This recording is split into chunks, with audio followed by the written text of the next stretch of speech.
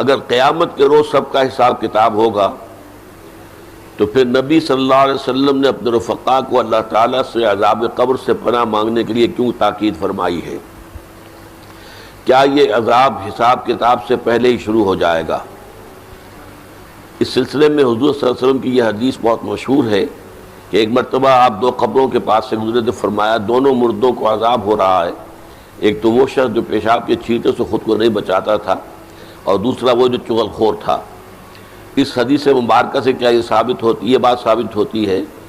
کہ عذاب قبر مندرجہ بالا گناہوں کے سرزد ہونے ہی پر ملے گا۔ دیکھیں یہ مسئلہ جو ہے عذاب قبر کا، یہ کافی ہمارے ہاں جو منکرین حدیث ہیں انہوں نے اس کے خلاف بڑی مہم چلائی، لیکن قرآن مجید سے بھی یہ ثابت ہے اور احادیث سے تو بہت ہی صراحت کے ساتھ ثابت ہے۔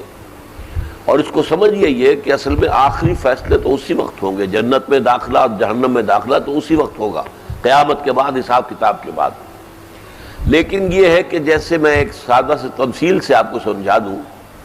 امتحان ہو چکا ہے، نتیجہ تو نکلنا ہے، فرض کیجئے کہ 1 مارچ کو یا 1 اپریل کو نتیجہ ڈکلیئر ہوگا، کون کامیاب کون ناکام۔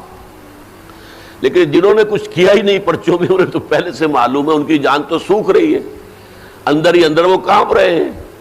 چاہے وہ ابھی یوم حساب تو آنا ہے، ان کا ڈکلیئر تو ابھی ہونا ہے کہ وہ فیل ہے، لیکن ان کے چہروں پر لکھی ہوئی ہے فیل ہو۔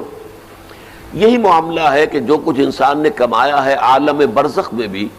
اس کی کچھ کیفیات اس کے اوپر طاری رہیں گی۔ تفاصیل میں ہم نہیں جا سکتے کہ کیسے ہوگا، یہ ہم نہیں جان سکتے، عالم برزخ، عالم آخرہ،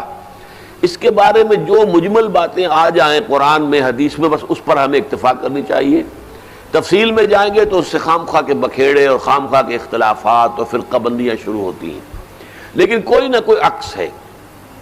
سورہ فرقان میں فرمایا یضاعف لہ العذاب یوم القیامہ، قیامت کے دن اس کے لیے عذاب دگنا کر دیا جائے گا۔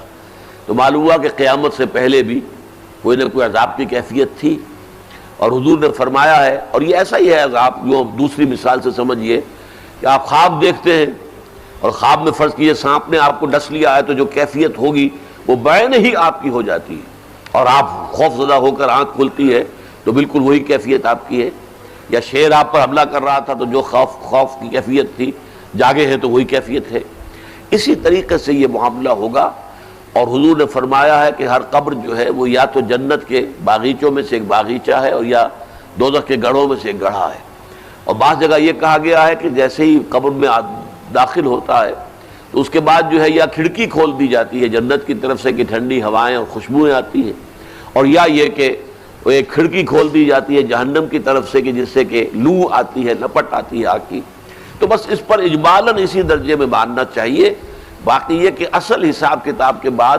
اس پراپر جنت میں داخلہ اور پراپر جہنم میں داخلہ جو ہے وہ تو ہوگا قیامت کے بعد ہی۔